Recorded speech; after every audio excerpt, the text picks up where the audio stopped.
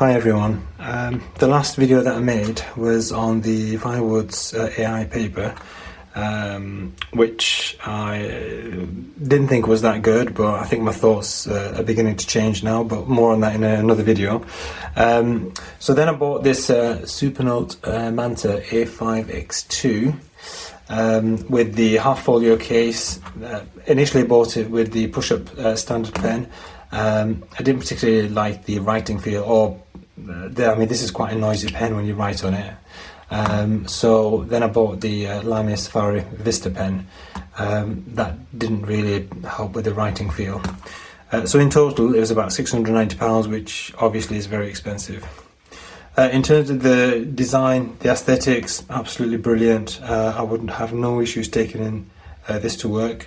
It's light enough and it looks very slick, so really impressed.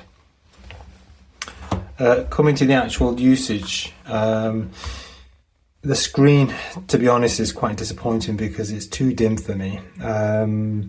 So it's not a pleasant experience reading content, even reading back my notes. And also the biggest problem I have is with the writing feel. I did originally have the original Supernote Nomad with the Feel Right screen protector on it, and I didn't really like those. Well, this is an improvement definitely, but it's still not satisfying for what I expect.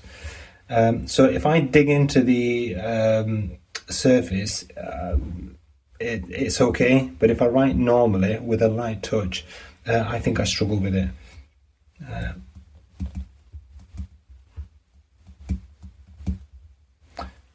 And if I write with a light touch, it's just all over the place. So it's far too slippery for me. And the other problem I have with it is there's still a lot of ghosting on the device, which you have to swipe up. I haven't really got time to do that all day while I'm in meetings. I don't like the fact that they don't have erasers on the pen, so you have to use these gestures. Don't really have time for that as well.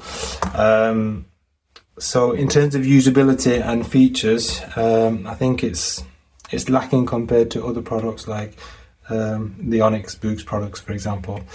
It doesn't have a microphone, it doesn't have any speakers, and whilst I've seen some reviews saying that that's by design, to minimize any distractions, I think that should be a user preference. I think it should have all the hardware that you possibly will need one day, but it should be down to the user to hone all that down.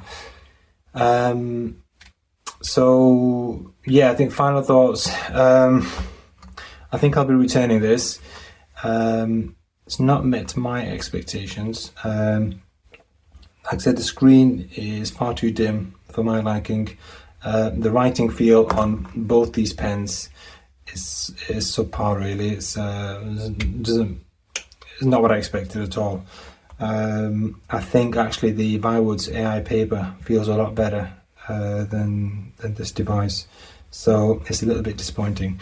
If you, because I know I will get asked this in the comments, the version of the OS at the moment is 3.21.31. okay, so that is the latest version that's been applied on there. So it has got the refresh fix in it as well, but that doesn't particularly work very well. As you see, there's still some ghosting there, and sometimes you refresh it a couple of times and you've still got ghosting on in the background. I know e-ink devices suffer with these, but I think with these panels it seems to be more of a problem.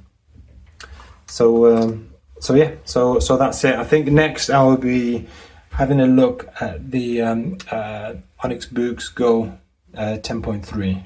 So look out for that video. Thank you. Bye.